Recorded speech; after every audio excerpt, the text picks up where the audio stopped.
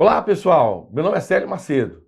Estou aqui fazendo um contraponto de um vídeo que eu assisti no canal Inteligência Limitada, do Rogério Vilela. Ele estava entrevistando lá o Lamartine Pozzella e o Rafael Bittencourt. Bom, eu quero fazer um contraponto do que foi colocado ali.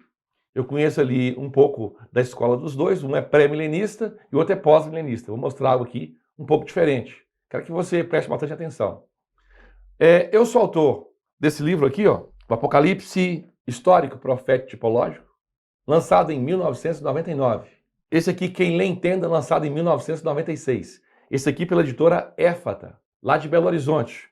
E estou lançando agora Mateus, isso, o Evangelho de Mateus, num aspecto também histórico, profético, judaico e prático. Um livro grande, de 400 páginas.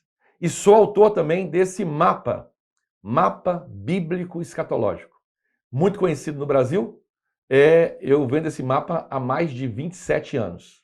Você não entendeu errado, não. Há mais de 27 anos. Então eu tenho alguma autoridade para falar e mostrar algo aqui para vocês. Algo para vocês refletirem. Eu não quero aqui falar desses irmãos que são tão preciosos e em tudo que eles compartilharam aqui tem muita coisa boa. Eu quero apenas fazer algum contraponto do que foi colocado aqui em relação ao arrebatamento. Não sentamos ainda para conversar, ele é um craque, né? Agora é a hora. A questão do horário, onde o arrebatamento acontece, se é no começo ou no fim. Na minha opinião, no capítulo 4, quando João vê uma porta aberta no céu e uma voz como de trombeta dizendo, sobe aqui, para mim isso é o arrebatamento. É. Pois então, o Lamartine falou que o arrebatamento ele crê que acontece no capítulo 4. Isso que ele acredita, não é só ele, muitos cristãos acreditam. Mas pensa comigo, o arrebatamento ele é no corpo. E João foi levado o quê? Em espírito. Todas as pessoas que falam, ou que acreditam, que o arrebatamento da igreja se dá no capítulo 4, como é que eles explicam os santos que estão intercedendo no capítulo 8? Exatamente, em plena grande tribulação. Então, se você perguntar assim, o senhor é pré-milenista ou pós-milenista? Ou mid-tribulacionista? Ou amilenista? Não, eu sou pré-milenista parcialista.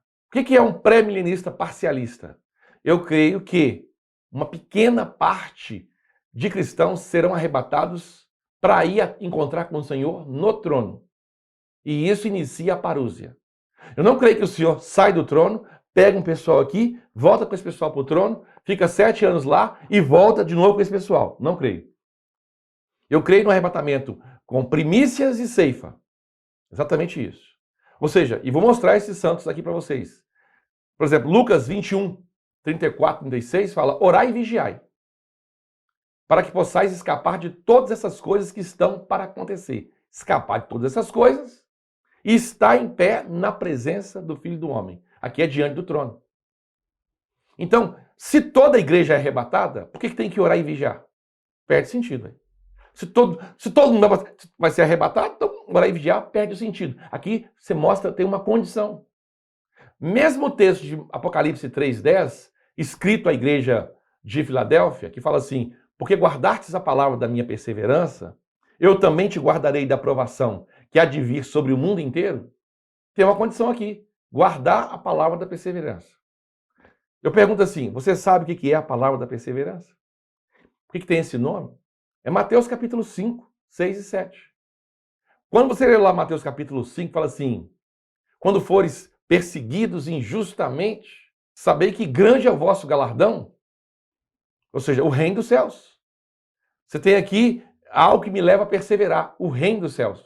E o reino dos céus é muito mais do que a salvação. Aqui fala de coroa, de assentar no trono, de governar com o Senhor e fazer parte da noiva. Outro detalhe, muitas pessoas pensam que a igreja é a noiva. Eu creio que na igreja tem a noiva. Pastor, mas baseado em que você faz isso? Não tem um texto na Bíblia que fala que a igreja é a noiva. Não tem um texto.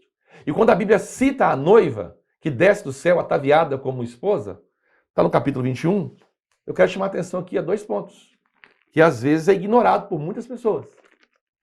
Porque a noiva, eu creio que são vencedores das 2 alianças. Se você lê Isaías 54, Israel é a mulher do Criador. Mas o Senhor não é poligâmico, ele é monogâmico. Aí a noiva do Cordeiro aponta para vencedores das 2 alianças. A Bíblia fala que Abraão aguarda a cidade, ou aguardava a cidade, cujo o Senhor é o arquiteto. E aí, olha que interessante, um detalhe interessante aqui, ó. No capítulo 21, quando fala, versículo 2, também a cidade santa, a nova Jerusalém, que descia do céu, da parte de Deus, ataviada como noiva, adornada ao seu esposo. Eu nunca soube que a igreja é chamada de Nova Jerusalém. Não conheço nenhum texto da Bíblia. Estou aberto para os irmãos me mostrar. A igreja é a Nova Jerusalém. Não tem isso. Agora, quer ver? Olha que interessante, ó. Quando ele vai descrever essa cidade aqui, ele fala o seguinte. Olha o que ele diz aqui. Ele fala que essa cidade tem pedras preciosas, e essas pedras apontam para os apóstolos, que é o fundamento da cidade.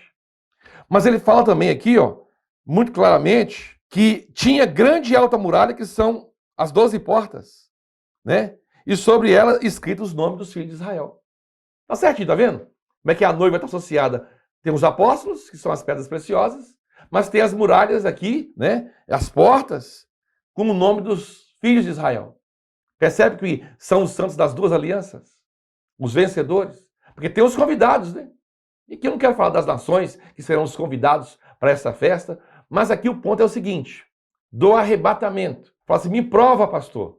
Porque se você perguntar para os pós-milenistas, eu pergunto para eles assim, aonde nós iremos encontrar com o Senhor? Pergunta para os pós-milenistas. Eles vão dizer assim, está lá em Tessalonicenses. Eles irão encontrar com o Senhor aonde? Nos ares.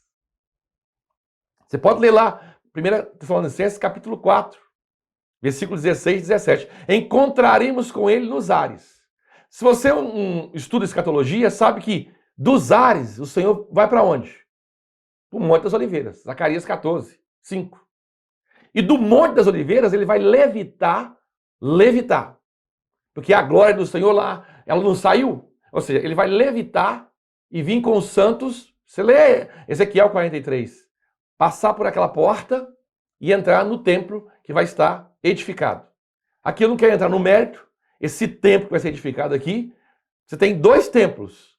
O terceiro templo que vai ser reconstruído e que vai ser destruído. Sim, ele vai ser destruído com o terremoto que vai ter lá na última taça. Mas Isaías 2,2 fala que o monte do Senhor vai se elevar. Zacarias 6,12 fala que o Senhor vai edificar os templos. Isso aqui seria o 4º templo. Coisa que as pessoas nem falam.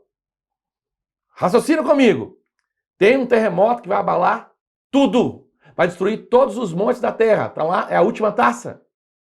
Isaías 2,2 fala que o monte do Senhor vai se elevar acima de todos os montes.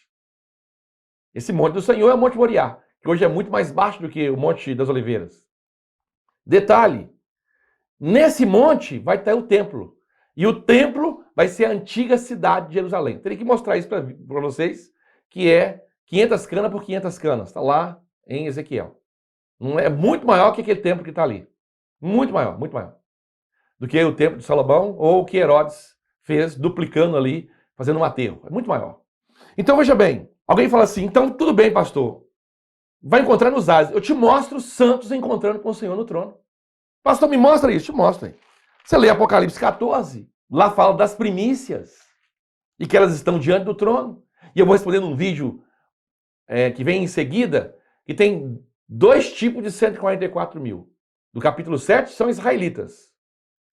E do capítulo 14 são seguidores do Cordeiro. Aqui é diferente, eu vou explicar depois. Mas você não precisa ser gênio para ler lá o versículo 3. Ó. Entoava novo cântico diante do trono e diante dos 4 seres viventes.